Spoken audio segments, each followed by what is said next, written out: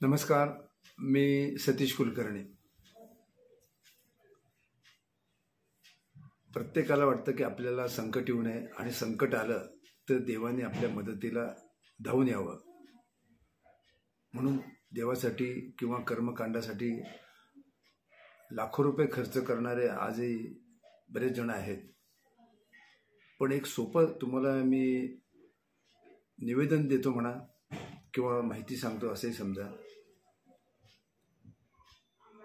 लोक देवाला घाबरून जे करतात खरोखर ते करण्याची गरज नाही. आणि एका वाक्यात सांगायचं झालं तर देवाला घाबरू नका, पण कर्माला मात्र नक्की तुम्ही भ्या, त्याला भिवून राहा. आणि जो कर्माला भितो त्याच्या हातून वाईट घडत नाही, आणि वाईट घडत नाही त्यामुळे त्याला त्रासही होत नाही. लोक देवाला घाबरतात, देवासाठी लाखो रुपये खर्च करतात. देवाला का घाबरायचं नाही?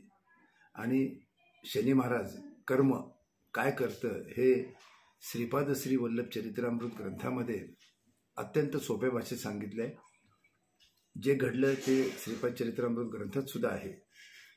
एकदा कुरवपूरला श्रीपाद श्री वल्लभ यांचा सत्संग सुरू असताना तिथं शनी महाराज प्रगट झाले.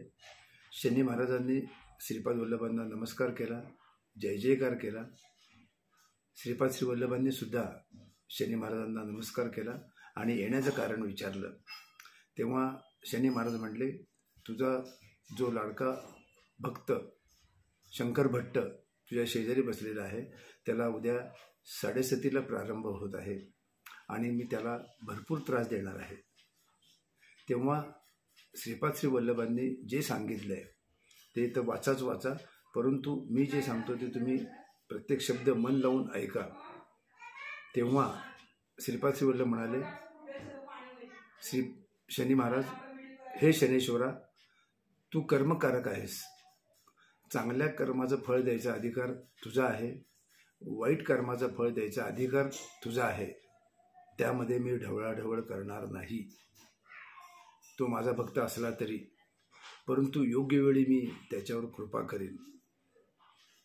भाविकांनी हे पुन्हा एकदा वाचावं, ऐकावं, की त्यांच्या लक्षात येईल की आपण देवासाठी किती वेळ वाया घालवतो आणि देवासाठी किती खर्च करतो.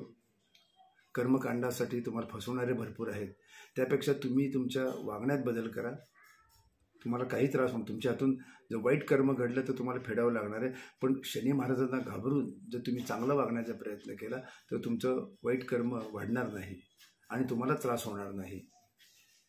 कारण कर्मकांडात पैसे खर्च करायचे ते शनी महाराजांना आवडत नाही. कारण त्यांना ते जे फळ देतात त्याच्यामध्ये जर कोणी ढवळाढवळ केली तर ते रागाला येतात. तेव्हा भक्तांनी ह्या वाक्याकडे लक्ष द्यावं आणि आपलं वागणं सुधारावं.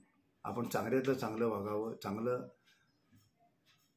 वागणं, चांगलं बोलणं, चांगलं आचरण हे जर करत राहिलो, ते करताना मात्र देवाला स्मरून करायचं.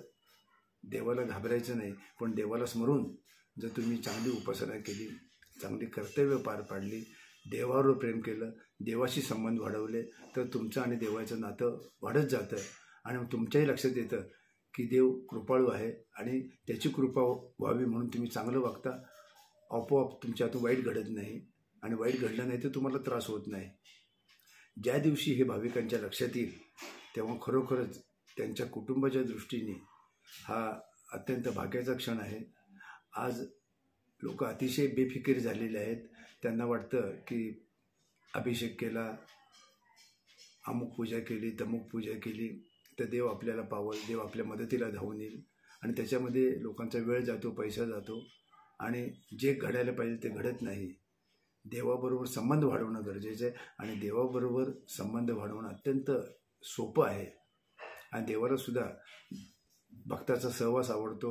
आणि जेवढा देवाचा सहवास, जेवढी देवावर जास्त दृढ श्रद्धा, आणि हे करत असताना आपल्या हातून वाईट घडत नाही आणि वाईट घडलं नाही तर तुम्हाला कर्माचा त्रास अजिबात होणार नाही.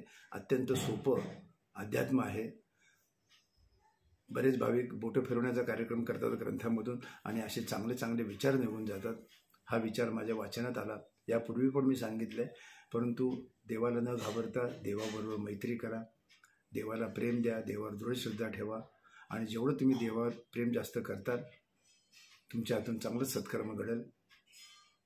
आणि सत्कर्म केलं तर वाईट कर्म आपल्यातून घडत नाही. त्यामुळे शनी महाराज तुम्हाला त्रास देणार नाहीत. एकदा विचार करा आणि तात्काळ आचरणाला सुरुवात करा, कारण हे तुमच्या फायद्याचं आहे, तुमच्या कुटुंबाच्या फायद्याचं आहे. आज एवढंच. अधिक असेल तर ते